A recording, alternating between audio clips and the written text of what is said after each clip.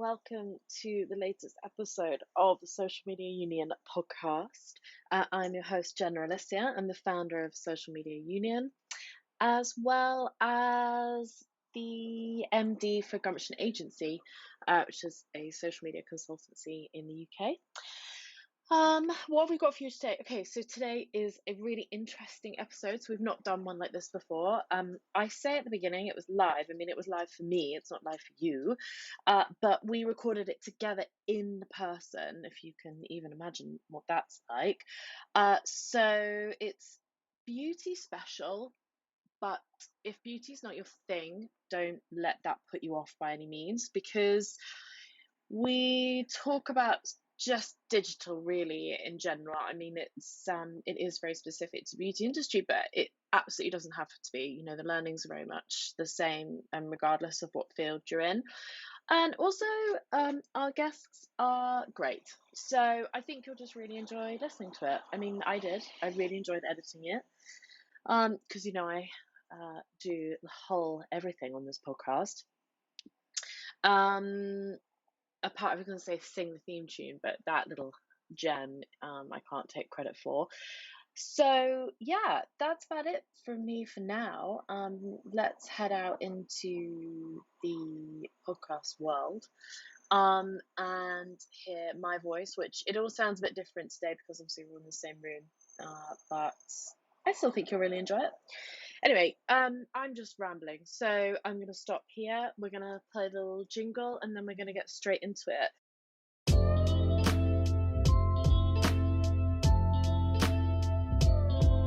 The Social Media Union podcast.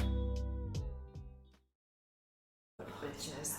It terrifies me, but I'm just like, fuck it, I'll figure it Yeah, out. but you need to, yeah, of course you will. I'll work it out. Yeah. I'm just like convinced. I was reading something the other day about like working in marketing, and like most people feel like imposter syndrome. Yeah. Because it's not I've had exact that this science, week. right? Yeah. I get it all the time, and the same with this. And I was like, oh no, I should say to her I shouldn't do it. And I was like, fuck it. I've done this for 15 years. Like, of course I can work out how to do it. Yeah. It will be 100%. fine. So, without further ado, let's move on to our mystery guest. So please reveal yourselves. I'll come from behind the curtain. I'm Lisa. I'm a pro makeup artist and I guess beauty content creator. I've been working in the beauty industry for 16 years, started on the shop floor, and here I am. And it's an industry I love, and it's ever evolving, especially with technology and stuff, but obviously we'll go into that later. Over to you, pal. Well, hello there. I'm Bex. I'm an account and client manager for a branding company. We specialise in beauty brands, and I've been in the beauty industry for almost 2 decades. Started out when I was 16, hands-on, and worked for various different brands, and kind of that experience is brought into my role that I'm doing today. So, yeah. Cool. I should also say by the you'll notice the difference in the sound today. We're actually doing this live and in person. So it's our first ever live podcast. So it sounds a little bit different, but it should be absolutely fine. So get it together. You can still hear it. Okay, look, we've got loads of questions to go through. We're going to just bat these backwards and forward. So very much beauty special today. So first up, can you tell us about the evolution of the beauty industry on social media? So I think Lisa, probably one for you.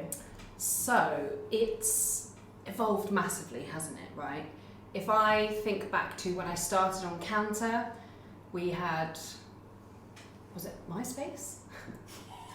I mean, probably, right? Yeah, It would have been. MySpace? Maybe a bit of Bebo thrown in there. Oh my gosh, Bieber! I forgot all about that one. YouTube was sort of creeping in ever so slightly, and I think there was just a real difference of being on the shop floor, being with people, whether, beauty experts, you would go to magazines, wouldn't you?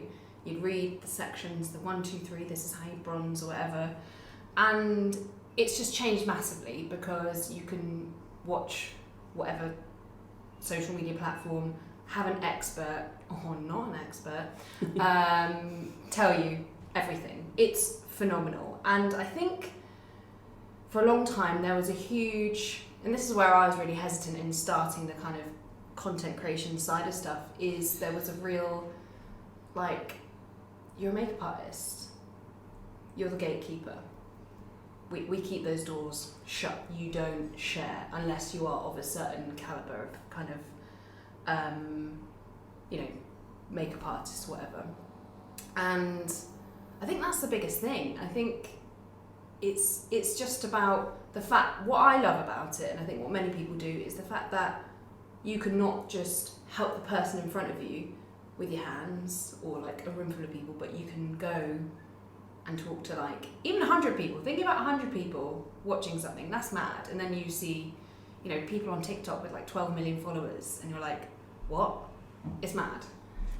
Or in workshops, well, it's like, especially when I'm working with small businesses and they're like, oh, we've only got 100 followers and 200, I'm like, imagine those people in a room and then tell me you've only got 100 followers. Like, it's still 100 people like that are there and they could have followed anyone and they've chosen to follow you. Exactly. And I think for me, and we're going to talk about this more later on, but one of the really great things with beauty and social media now is like if you find the right content creator influencer for you.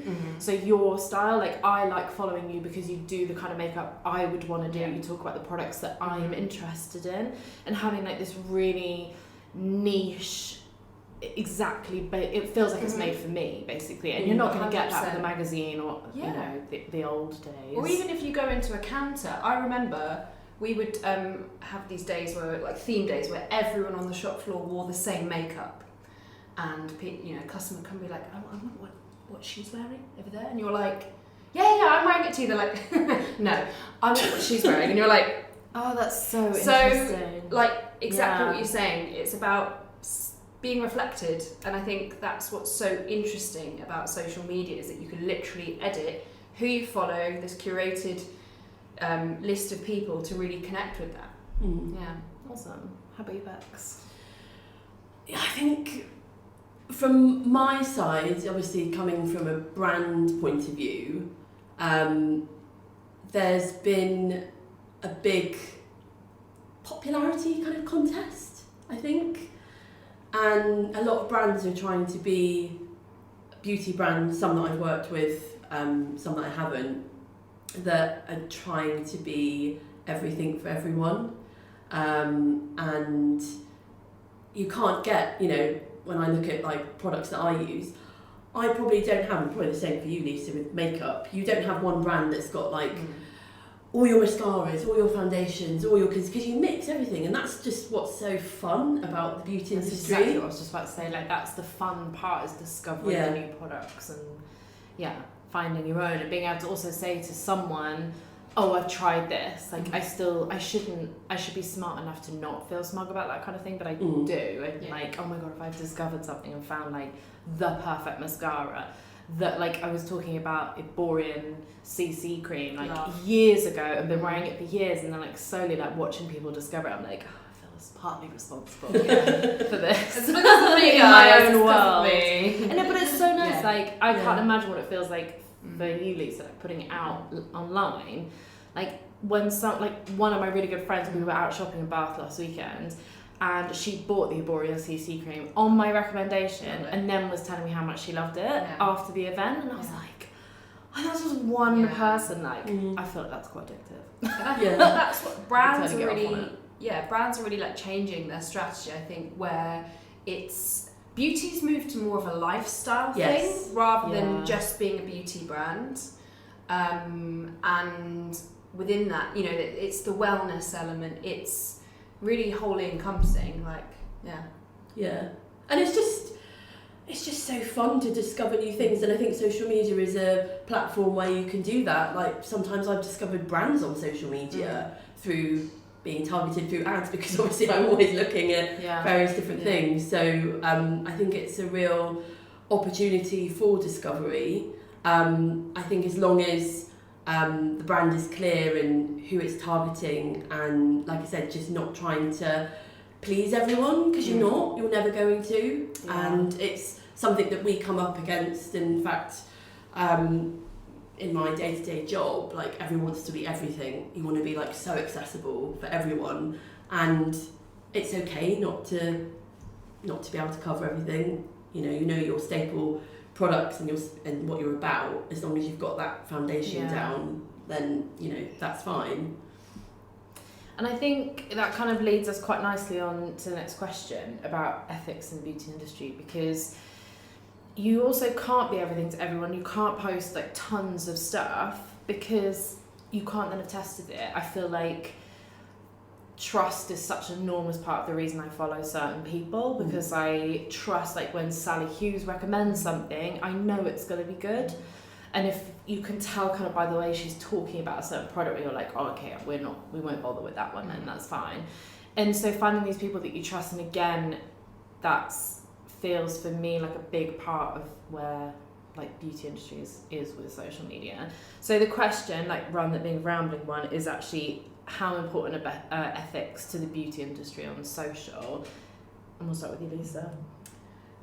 It's such a huge part of it, and I think there's a lot of smoke and mirrors behind it all, or within it, purely because before we started recording, I think we were talking about the kind of credentials of people, and how do you know? How do you trust someone? Because you simply might follow someone because you like them, and they might be, I don't know, a gardener or something completely different, but they've told you about this product they love, whatever, so they might not know the relevance. And I think there is huge responsibility. I think what's really important, and I think what's getting more traction, is rather than say just working with influencers, there's more expertise coming through it. Because let's think to a recent moment, the the Jones Road balm product. Did you see that? No, okay, so on TikTok, this huge, I think she's actually a makeup artist, but she's mainly a TikToker. She slathers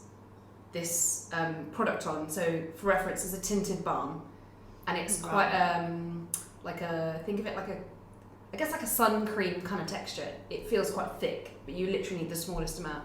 She beats this, she applies it like it's some kind of canvas, like oil on canvas, and absolutely slags this product off.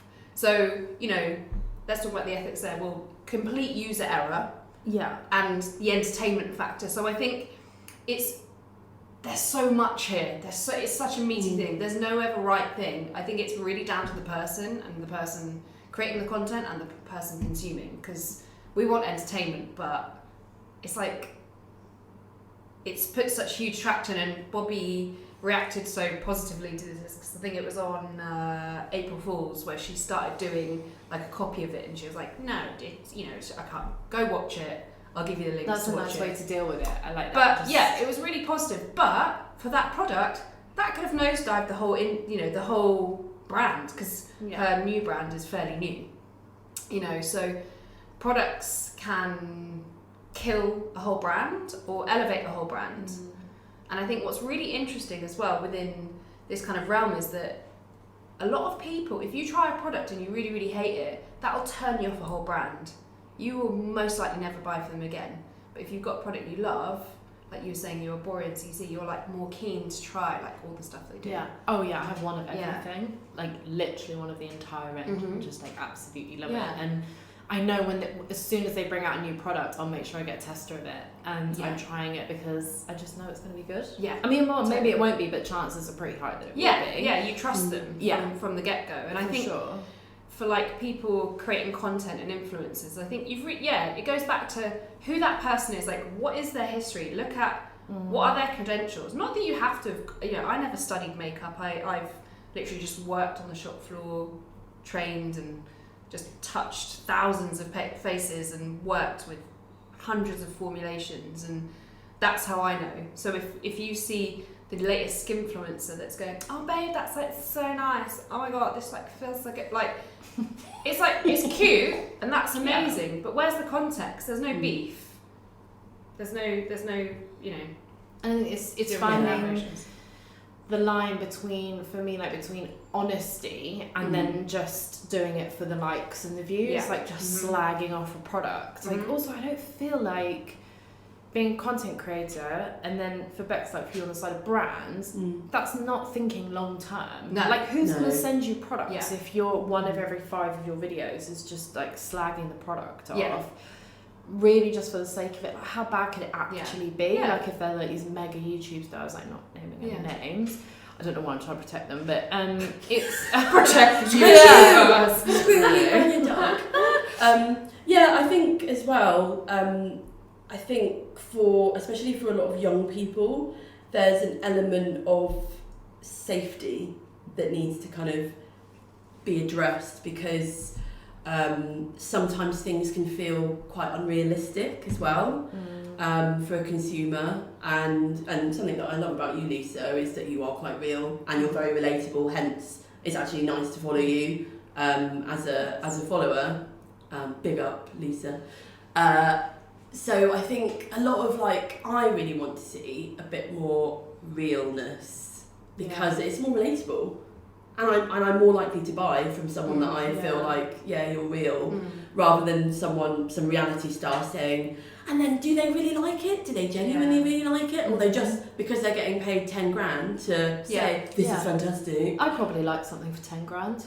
Yeah, Of course you would. What was I saying? If someone was like, here you are, there's part of a house deposit, go, I mean, I'm leaning further, close to really liking this product. And you can understand that as a person, can't you? Being a normal person, thinking, well, that could be really cool, because that would really elevate my profile. Yeah. I get a fat paycheck. Yeah. I think jumping off the back of it on a brand perspective is the whole filters conversation. Okay, I mean, that's, probably another episode. That's your thing. Totally within itself. But, people need to declare using filters. People are quite shady about, in stories, obviously, when you use a filter, it says it on the top left, but I think, and then people can download it through an app or then re-upload it so it doesn't look like there's a shady bit of Paris going on.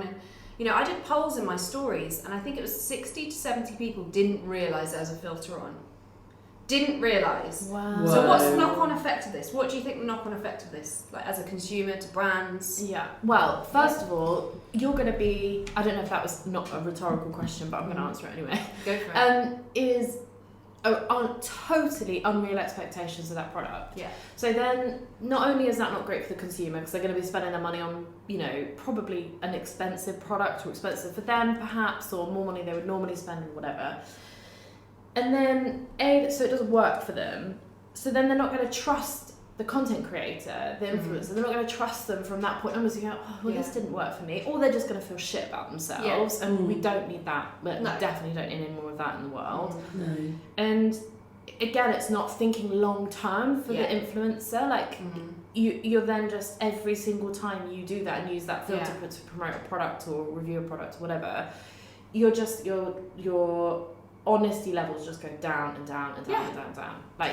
I wish I could run more details about it, but there was a massive hoo-ha about that on with TikTok beauty at the moment, and that was something I think what we're daily this morning. But so people are becoming savvier to it, especially on TikTok, where I feel like the comments are a lot more honest and open. I mean, honest to a point of terror, but.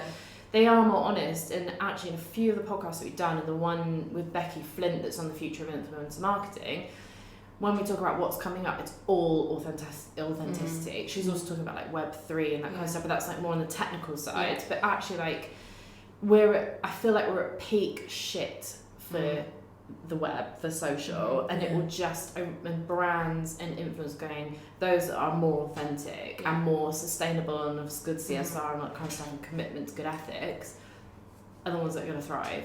Because also the next generation coming up, they won't fucking take it. No. They just won't, they're not going to be... And it's, for whether you're a content creator, whether you're a brand, it's all about taking a risk, not going, right, we need to hit a 10k goal this month or whatever. It's going, let's work together and align to think of the future and what. And actually not just not giving a crap for the sake of the brand of being authentic, but also actually giving a crap. And even as a brand, I don't know if you agree on this, Bex, but making, being careful about who you're choosing and who you're working with that align with your views, and not just because they've got 50,000, 100,000 followers or whatever on Instagram. Yeah, no, I agree. I think like you say, just having someone that aligns with your values, something that we work on with a lot of brands, especially the new brands that we work on, is like making sure that you live and breathe those values, and that's cut straight through you, and that's shown through every single touch point that you work on, from your website to your socials to even the people that you work with, the places that you want to stock your brands at, because people then know who you are and what you stand for, and they'll either like it or they won't, and that's, I think, just really important that they do have a responsibility, I think, to the consumer to create a really safe and honest space. And I think that's, you mentioned about trust, like that's the biggest part. And if you have this trustworthy content coming out that's unfiltered, that is just raw, it's far more engaging, I think, and I like to see that realness, because it's coming out. You are starting to see it a little bit more, but because sometimes there's just unrealistic beauty expectations, and I've had it in, personally, in the kind of industry that I've been in, and you have this expectation of what beauty is and what you should look like, what you should wear, what you should dress, how you should dress, so I think they have a lot of responsibility, so I think safely putting things out there, I think, is really important. So what do you think, we've sort of talked about where it is at the moment and where it's come from, but what do you think the future for the beauty industry is on social media? I think a big thing that I've seen in, a lot of what we do is very much data driven and trends and evidence based, because that's the best way of us being able to kind of help the brands that we work with.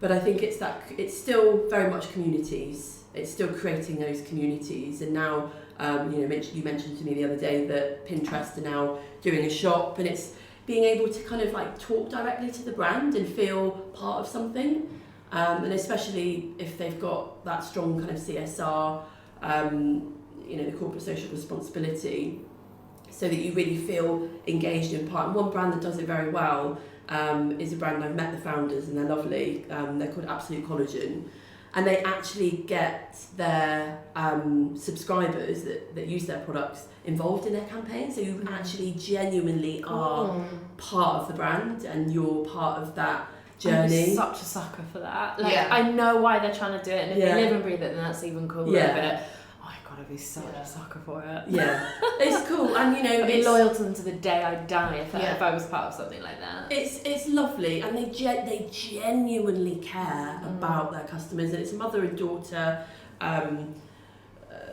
business starting in their kitchen. Just lovely story, and it's just like you can't help but be really interested in what they're saying, and lovely people, and just genuinely care about their customers, and it's so rare. Especially, with the brands that I've worked for, that it's all about the bottom line, and it's like, actually, do you know what the most important thing is? Your customer and who you're talking to. That's a really interesting point, actually, and I think from a social media manager perspective, like from my side of things, that I remember with a client in the past, I couldn't get their senior team to care about the social. I just never put any money into it. There was no investment into it. And I was doing a presentation, they had an agency day, and I was presenting out to all the other agencies that they work with about what we'd done over the last year. And the numbers were insane. I mean, we were talking it was something like 13,000% or something, numbers got up. It was you can't even comprehend it. Yeah. And the owner of the company walked in at some point just as I was flicking onto and this is how much money we made from social last year versus this year. And that was the changing point. And you think, okay, that's fine. If that's what they care about, then we'll feed into that, and that's cool, because it should still be successful, and it should obviously it needs to make money. That's kind of the the whole point. But it's just recognizing what different teams care about, I guess, and doing the best we can to educate them, being we should, it's more than just the bottom line. But also, here are the bottom line figures, and we've been doing really well. And the more of this we do, if that's what they care, and it's just making sure that you're you know, those people that do hold, especially like the budgets, that they do know that like year on year it's improving. How about you, Lisa?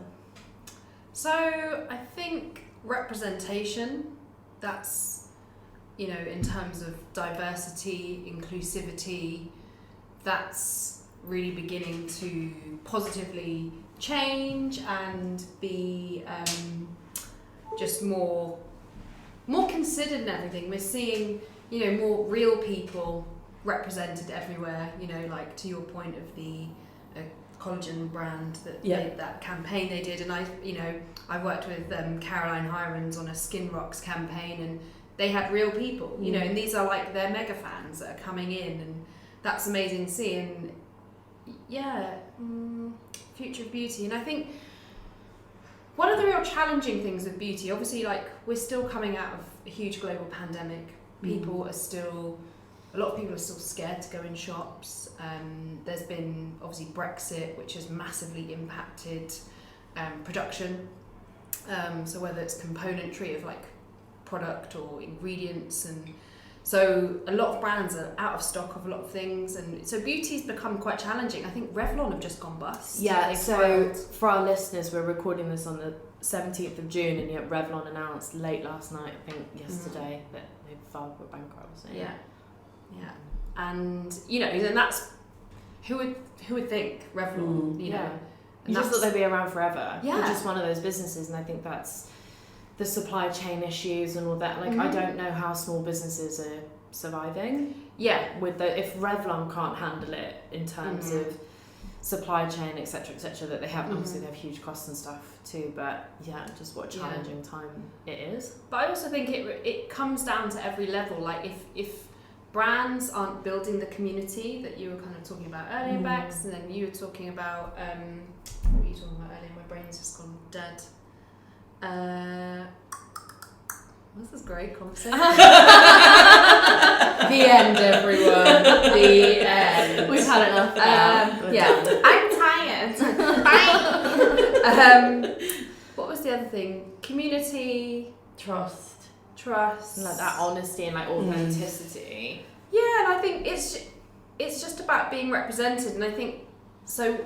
Oh, that's what I was going to say. So I think just how, say, smaller brands can really talk to that customer through social media, and I think people are doing such clever things online, which they're not like mad. You don't need mad budget.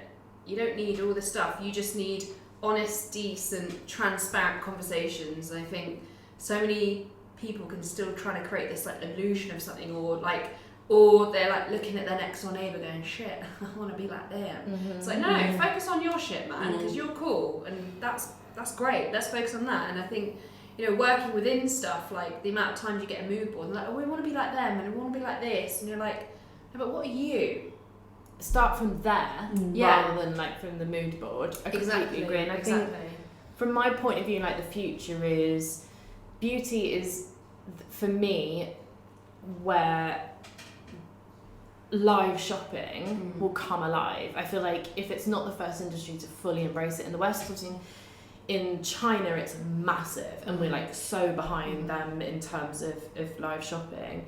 If beauty brands are not embracing that, get your founder on like the old days, like QVC basically, and get them on Instagram Live, but also it all feeds into that authenticity and community. Like, oh look, it's, you know, Caroline Hirons has come on and she's talking about this brand, and then I can tap a button and I bought it. Not only is it like it's ticking the boxes in terms of community and that authenticity because you're there and you're talking to your customers, but it makes business sense because you're selling direct to, you're cutting out the middleman. You know, you're selling direct to your consumer.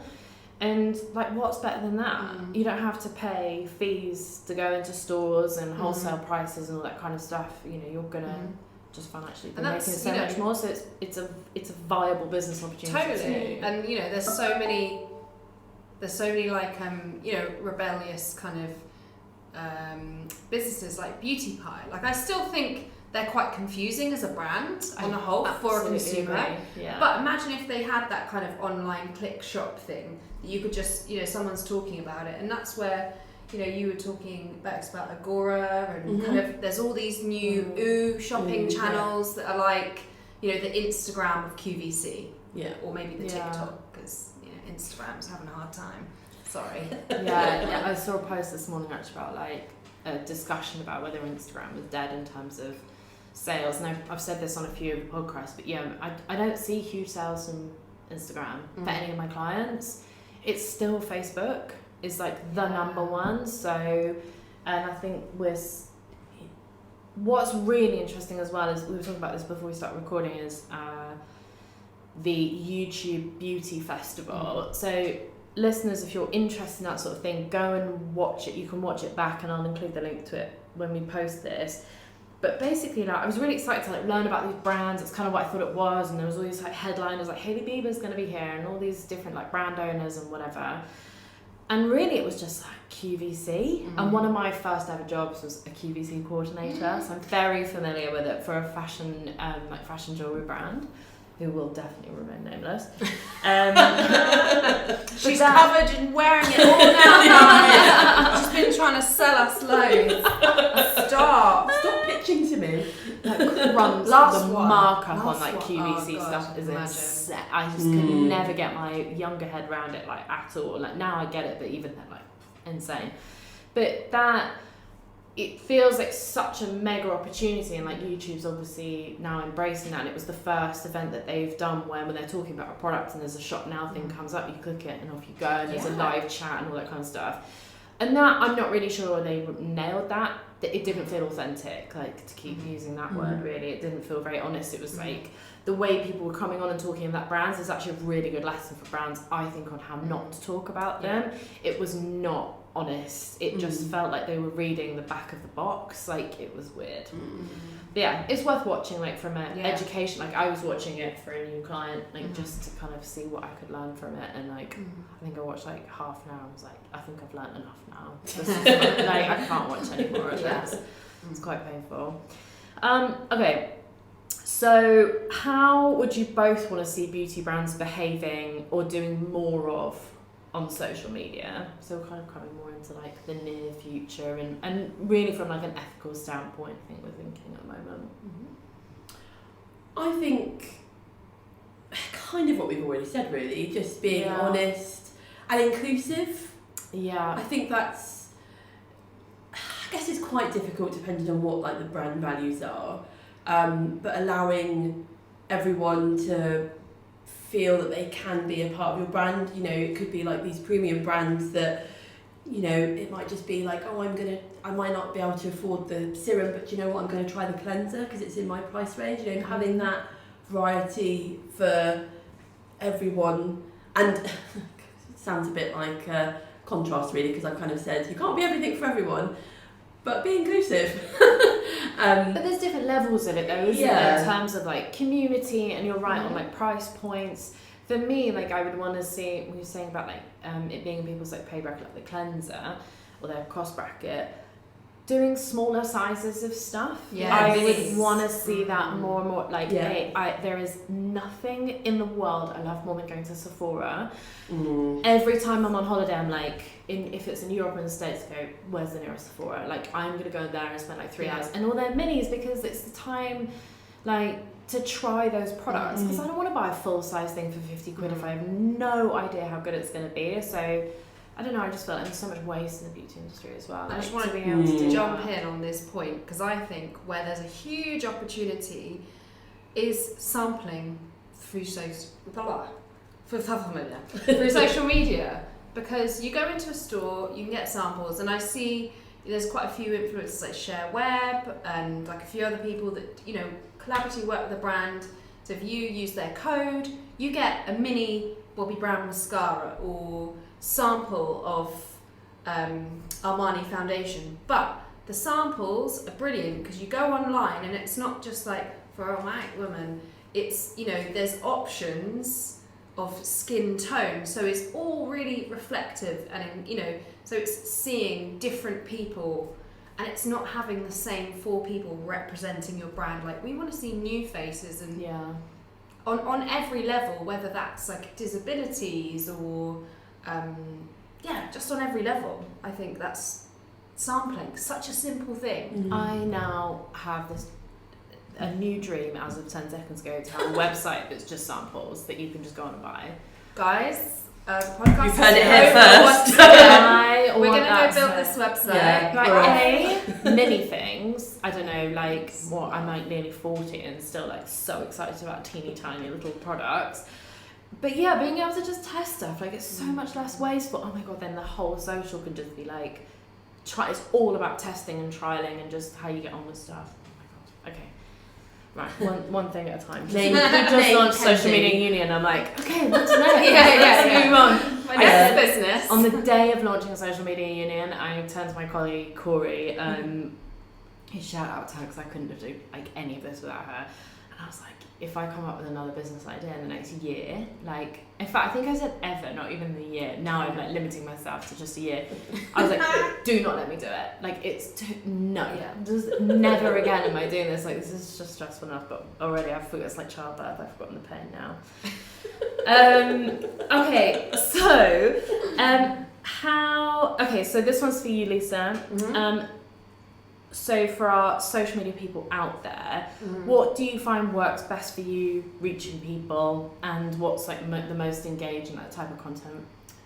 So I think it's lots of what we've been talking about, and I just want to caveat, like, yes, I'm a beauty content creator. I'm nowhere, like, I'm at the beginning of this career. Like, I'm not like megastar, you know, I'm not getting the 10k jobs yet, folks, but you'll know when I do. Okay, I'll be back.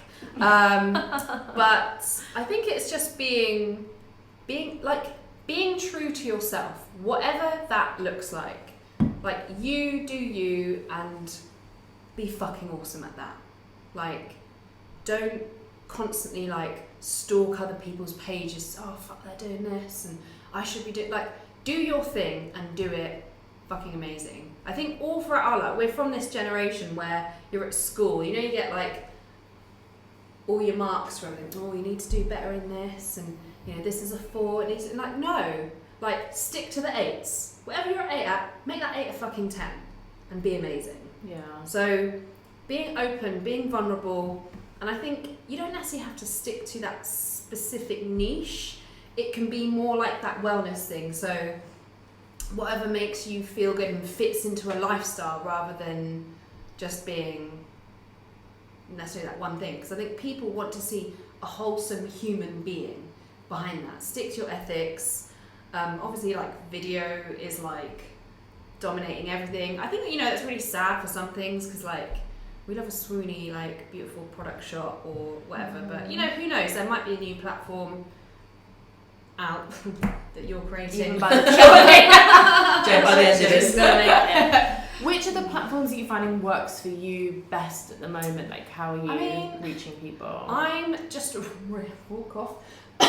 really enjoying TikTok, purely because it's fun. It's really raw. I think it's like really in the moment, which I think is really fun. I think, yeah, and it's just so much more engaging. I love that, you know, you can reply via video to a comment, to a specific question that someone might have.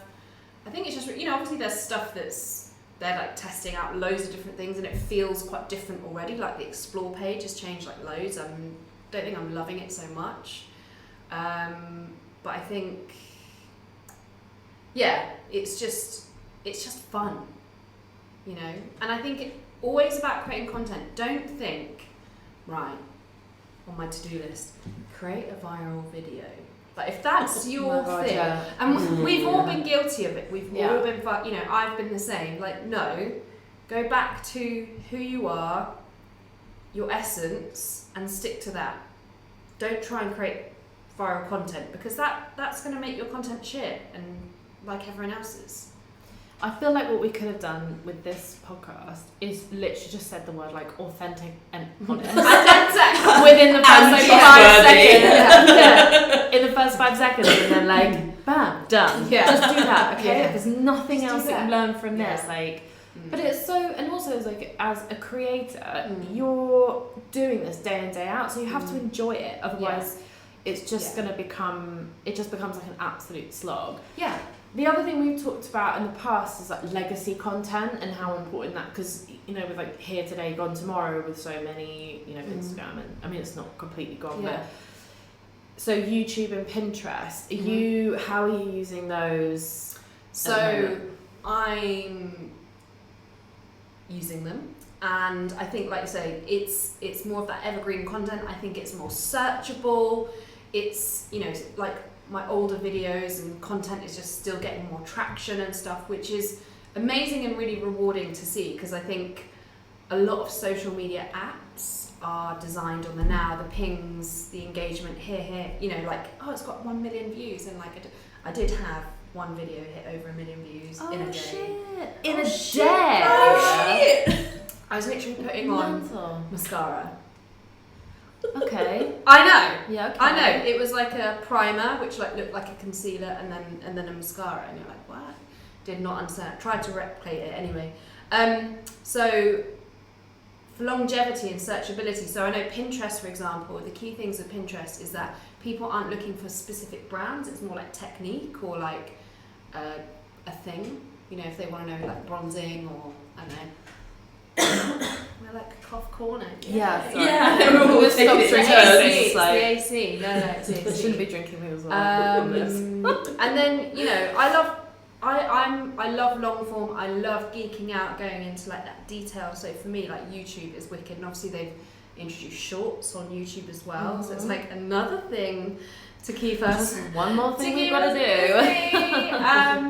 And you know, stuff's changing in kind of life, and so hopefully I have more time to dedicate to those things. And I mean, how do you both find it as like consumers of trying to find information? Like what? Just throw it back out there. Ooh. Absolute sucker. I bought so much stuff through Instagram. It's actually quite embarrassing. I'm a marketeer's absolute dream. I really am. 100%. Like the other day, I just bought some shorts because of the weather, and obviously they're like, oh, the weather's nice in the UK. Let's just target everyone. Oh yeah. I feel like that's my vibe at the moment. And yeah, I probably spend, because of my job, more time on LinkedIn, like personally. And I don't, and actually, thank you for your advice. Just basically, when I met you, you were like, just post, and I did, and it seems to have worked. And actually, I've had like clients from it just by being authentic. Yeah.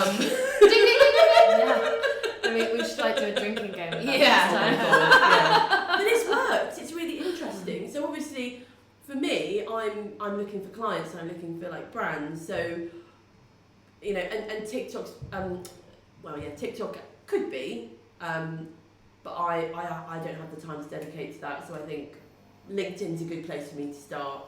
And again, Lisa, something you said is just like, think of yourself as a brand, and you know, what are your values and what's important to you. Yeah. And I just literally mashed that together, and it seems to be working. And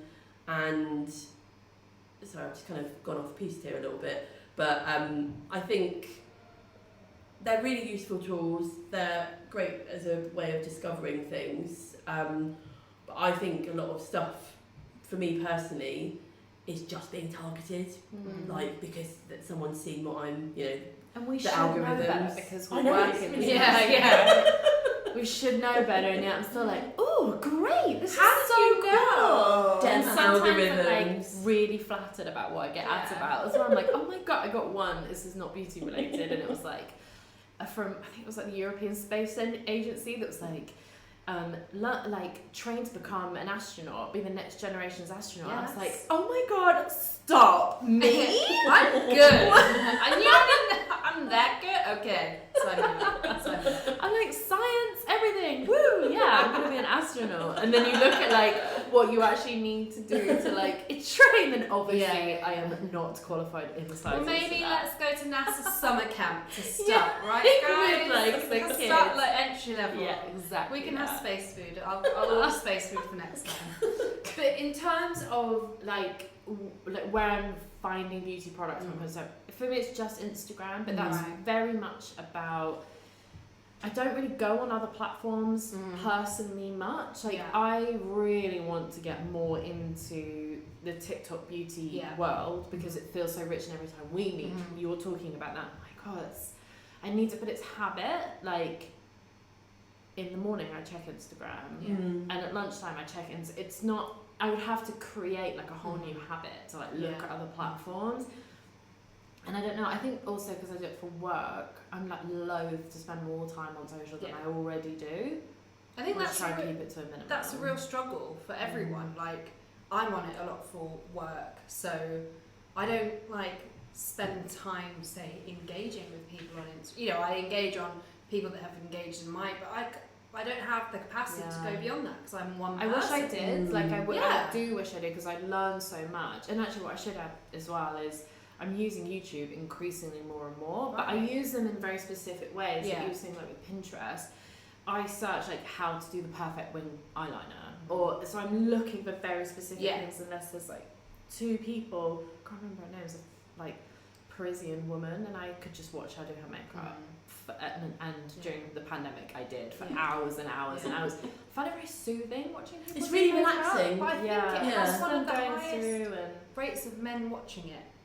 Makeup. Okay, videos, I'm not sure how I feel. No, purely because it's really soothing. Okay. Because it's just like, it's just, there's something so mesmerizing. Yeah, it's like, I you just know, immediately like, went to when a you're bad place like that. No, you shouldn't have done. No. Men, what? Just don't trust them. If you're on the tube and you watch it, you know, you can't help but just like stare at, you know, okay, they saw me. But it just lures you back in because it's fascinating. Yeah.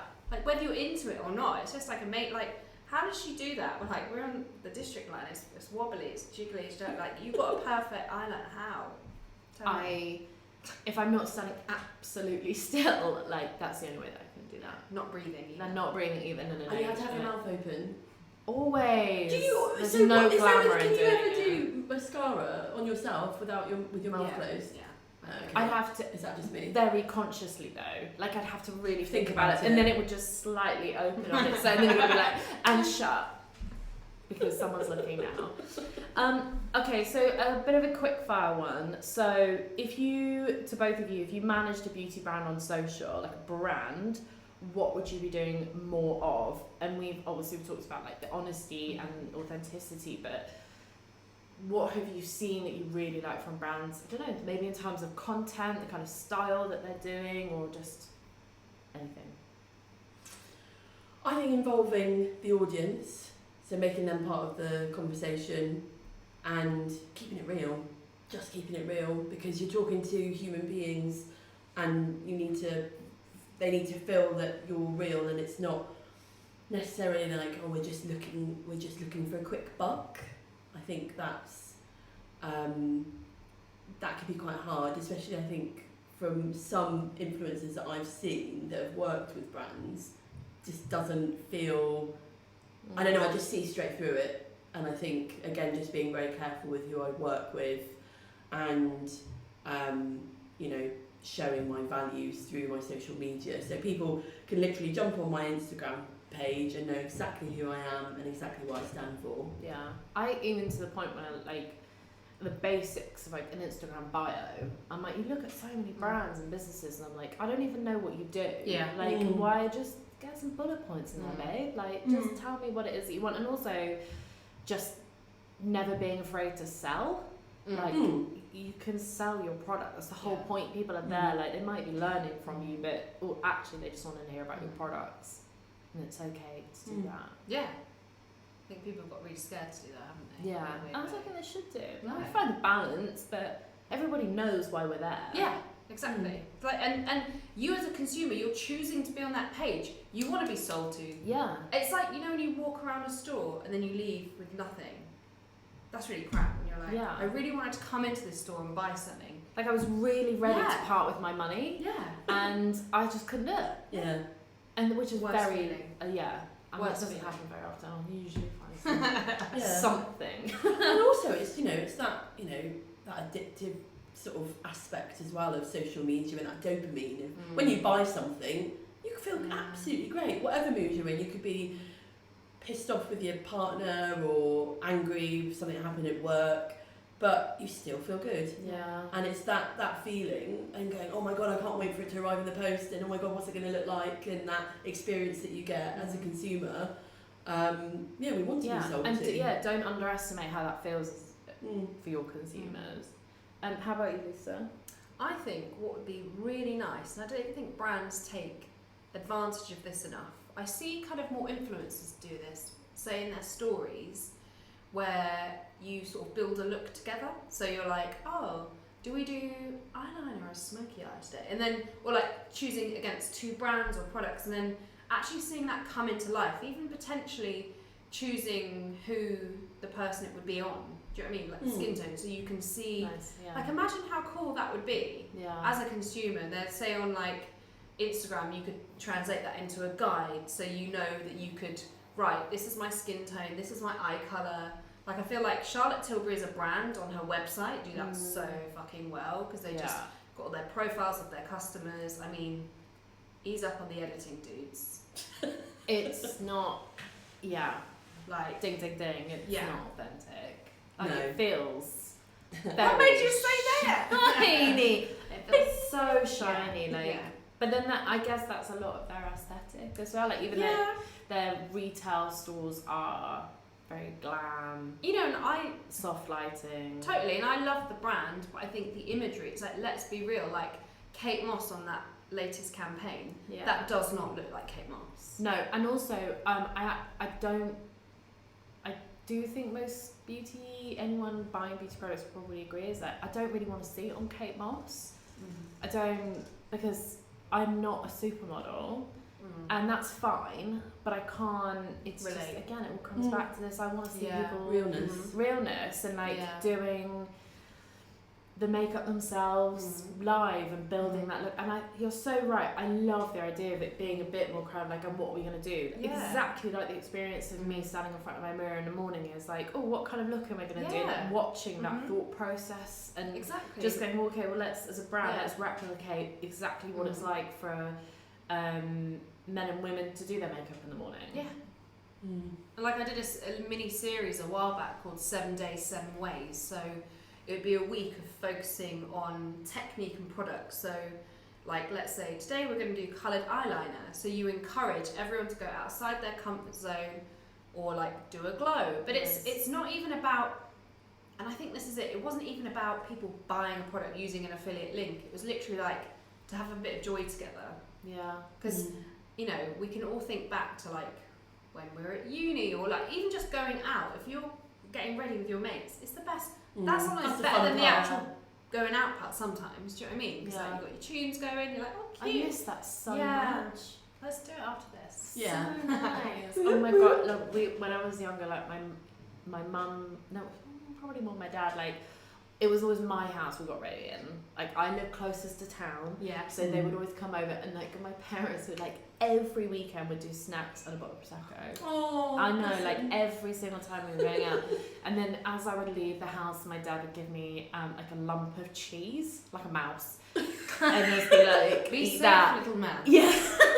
Eat that cheese, like, line your stomach. I'm like, okay, Dad. For my watermelon Bacardi Breezer. Like, old school. Oh my god. It's one of the most sick I've ever been, actually. I don't even know why I brought that up. WKD Cheese. Blues. It was the cheese. Maybe it's the cheese. It's the cheese. I'm like thinking of the combination with some of like Bacardi Breezer and like dairy, like mixing around. Good times. Awesome. Okay, so the last question I have for you both, which we ask everyone, is what person or business brand do you really enjoy following? And it can be because it's industry specific, or just personal life, or whatever. Learn something, joy, anything. I've actually got 2. Okay, that's One got me through lockdown, and that's Ryan Heffington, the dancer. He was doing live dances and I like being a bit of a knob really at home, so he's just so fun. He's just like an amazing character, and yeah, just that reminds me of the old COVID times. Back in the day. Hashtag trigger. Joanna J. Kenny, who's basically a self-confidence queen. I've met her. She used to work for a brand that basically we our paths crossed, and she talks a little bit. Well, she doesn't talk a little bit. She talks a lot about like periods and the fact that, you know, we leak sometimes, and that's okay, and we have hair, and that's okay. And the fact, which I also had as well when I was a therapist and doing treatments, the fact that people used to apologise for having hair on their bodies. And it's like, that's absolutely fine, and I'm not judging you.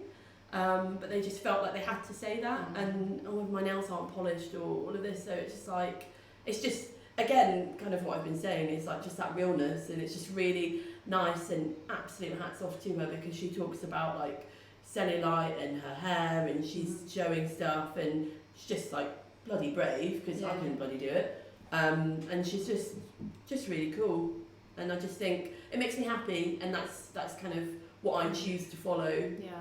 Things that, you know, make me happy, and I'm staying away from any kind of like toxic positivity, but that those two are really kind of like two people. I don't want there's a good balance to be had, isn't it? I don't want people like preaching at me about being happy and like joy and whatever. I'm like, it always just seems to catch me in the wrong mood. It makes me just go like, just fuck off. I'm just absolutely exactly that. But it's relatable, and that's nice. What I like about that's it. what we're after. Yeah. We just want to know that other people are like us, like we're not alone, and it's just authentic as well. Just want to chuck that word in there. shit on the floor. Okay, Lisa, how about you? Okay, so it's a content creator that I've discovered fairly recently called Maris Jones. In my head, I just keep going, Maris Piper, no, it's Maris Jones. She is this most inspiring content creator. She is American, and she creates like really nostalgic content, so she shoots it all herself. She builds a whole set and prop, like paints everything, makes everything, and a lot of it will have quite a nostalgic feel. So she does like 70s, like different eras basically, and she'll do the most amazing transitions. Like there's one where she's it's the 40s, she's like changes the radio, and then it's like 50s, and her makeup's done, her hair's done, wigs, 50s, 60s. It's like the most inspiring. She does like does like Bowie like throughout the era, and Stevie Nicks, and you're like, how? You know, you think back to Molly Mays, we've all got the same 24 hours. But you're like, but you're just like, but is she on another? It's just amazing. It's just like, you watch it and you're like, wow, I just feel so excited. You know, someone just is a true artist and absolutely loves what they do, and it's just so, I think lots of nostalgic things are really, you know, Stranger Things and all these things. A lot of it has come through the pandemic, and apparently feeling safe, we like look back to kind of that feeling of nostalgia. Oh, that's interesting. Yeah. We were talking about this just before, like I'm very much been like sliding back into like my teenage punk rock days, and just like, I think a psychologist and therapist would have like an absolute field day with it, like I'm sure, but it just makes me happy, like listening to that music. It reminds me of like sunny days, and we used to go and hang out by the train station and the car park, watching like all the boys on their skateboards, because it was none of the girls at that point, it was just all the boys. And just I don't know, like, and I've started learning drums again, and like playing the drums, and you just go, actually this is I don't know, like we progress so fast through life, and you think actually what makes me happy, and actually I got it pretty right pretty early on, and I just kept trying to change that, and then you just go, oh no, actually this is who I am, and I'm okay with that.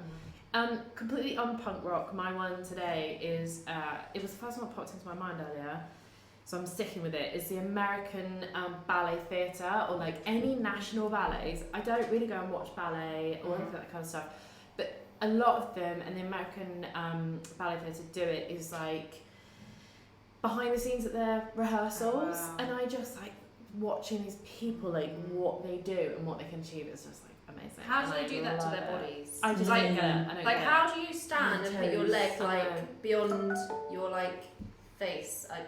And they you got it by your face. Can you let me know? Please comment below. Send on a postcard. Please DM me, let me know. And like during the lockdown as well, like a lot of the ballets were doing like as people could sort of come together, but we were still like, you know, locked in our houses. We're doing like live rehearsals or rehearsals from home, and like streaming them on YouTube, and like, it was just, I don't know, it's one of those things. Just I just watch all of them. Yeah. Totally, and watching people do incredible things is always going to be really A friend inspiring. of mine is like well into ballet, and she was sharing constant live streams of because basically if you're a dancer of any form, you can't not move. You have to practice every day, so they still have to get their like 7, especially at principal dancers, they still had to get their 7 hours, and it was just majestic. She would like just share it, and you're just like, I mean, you know, I could try.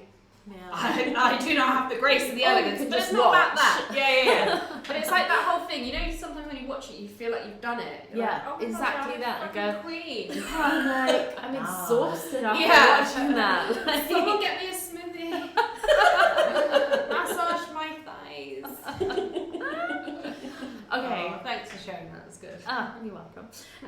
Okay, so leaving it on that note, thank you so much to the both of you for doing this today. I'm really grateful, and it's like such a passion area for me. So passion area. That's so authentic. Yes, really. So authentic. I'd just like to say that you were actually really authentic.